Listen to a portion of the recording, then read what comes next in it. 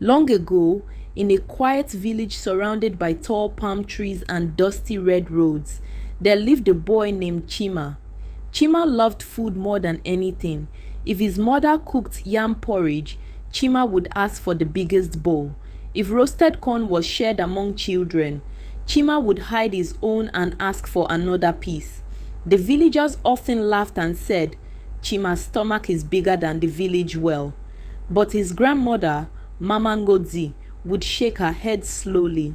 "One day," she said, "the boy will learn that a full stomach is not the same as a full heart." Chima never understood what she meant.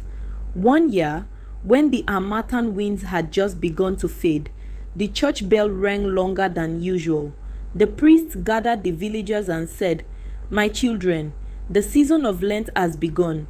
For 40 days we will fast, pray, and help those who have less than we do." Many people nodded. Some decided to eat less. Some promised to stop arguing. Others promised to help the poor. But Chima whispered to his friend, "Why would anyone choose to eat less when food is already so good?" His friend shrugged. Chima decided he would not fast like the others. Every morning, Chima pretended to fast. But when nobody was looking, he sneaked behind the kitchen hut and ate roasted plantains.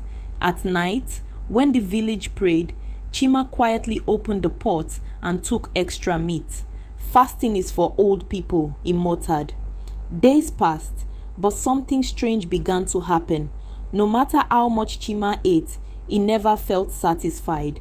His stomach felt heavy, but his heart felt empty. One hot afternoon, a tired traveler arrived in the village. His clothes were dusty, and his face looked weak with hunger. He knocked on many doors, but most people had little food because they were fasting. Finally, he reached Chima's house. Chima was sitting with a large bowl of rice and stew. The traveler looked at the bowl and quietly said, "My son, I have not eaten for 2 days. May I share your food?" Chima held the bowl tightly. For a moment he wanted to say no. Then he remembered his grandmother's words. A full stomach is not the same as a full heart. Slowly, Chima pushed the bowl forward. "Take it," he said. The traveler smiled and blessed him. "May your kindness feel what food cannot." That night, something changed. For the first time since Lent began, Chima felt peaceful. His stomach was empty, but his heart felt warm and full. When Mama Ngozi heard what he had done, she smiled. "Now you understand Lent," she said.